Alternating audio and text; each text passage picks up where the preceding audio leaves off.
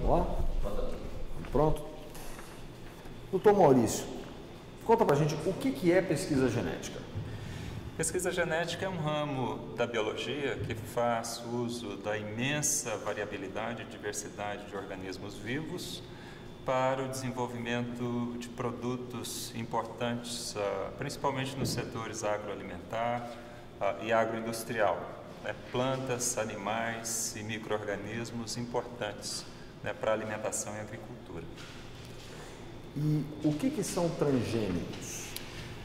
Organismos transgênicos, também conhecidos como organismos geneticamente modificados, se tornaram possíveis com o desenvolvimento nas décadas de 70 e 80 de tecnologias que permitiram a transferência de caracteres de uma espécie para uma outra espécie.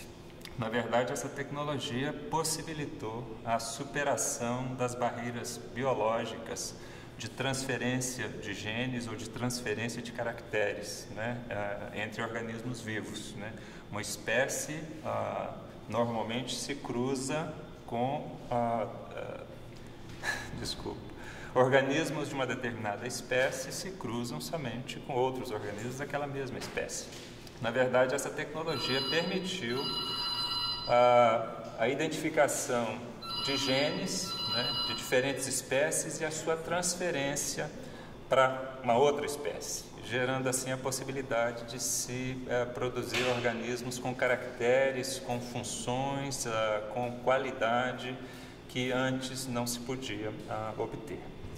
Quer que eu repita essa? Não, vamos continuar.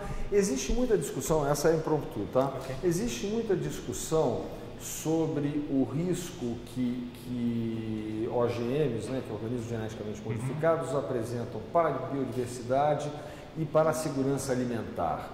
Qual é a posição da Embrapa sobre essa discussão? Bom, existem riscos associados a praticamente todas as tecnologias. Eu sempre gosto de dar o exemplo da energia atômica, né? Ela pode ser usada para o bem, pode ser usada para o mal. Outra tecnologia que eu gosto muito de exemplificar é a tecnologia de laser. Você pode usar o laser como uma ferramenta muito sofisticada na medicina para fazer cirurgias bastante sofisticadas, e ela também pode ser usada para o mal, para construir armas de destruição e tudo mais.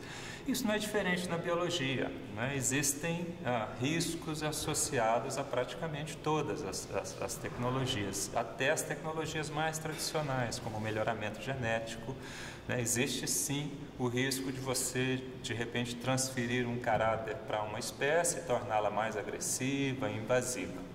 Isso não é diferente com a tecnologia de transgênicos, né?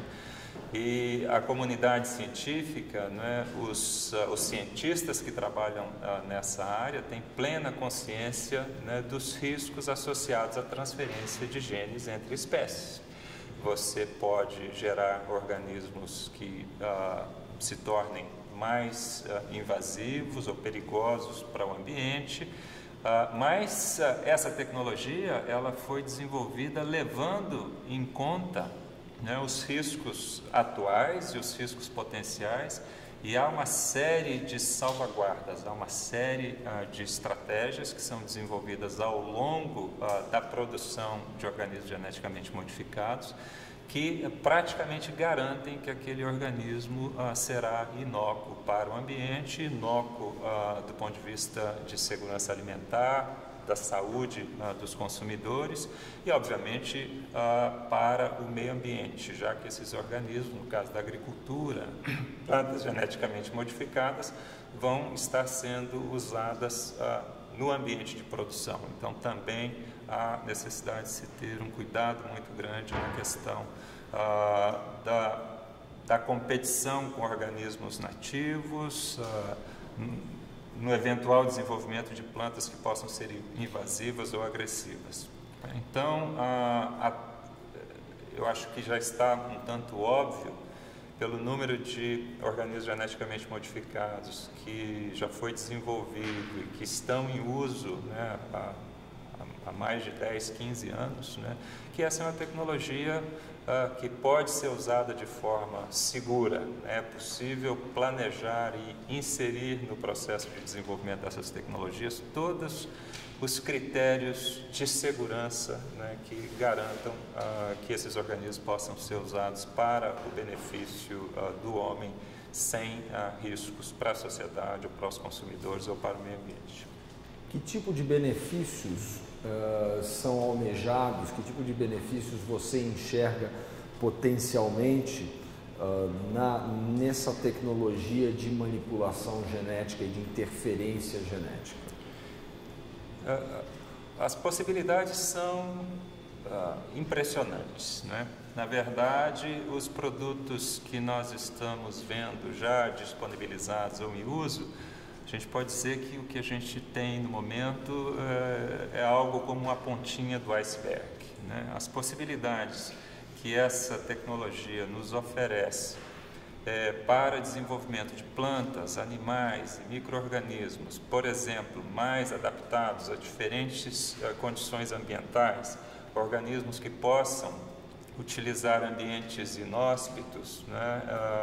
A questão de seca, carência de água, ela é muito séria em muitas partes do globo e tende a se tornar cada vez mais séria com as mudanças climáticas globais, né, que devem intensificar problemas de estresse hídrico.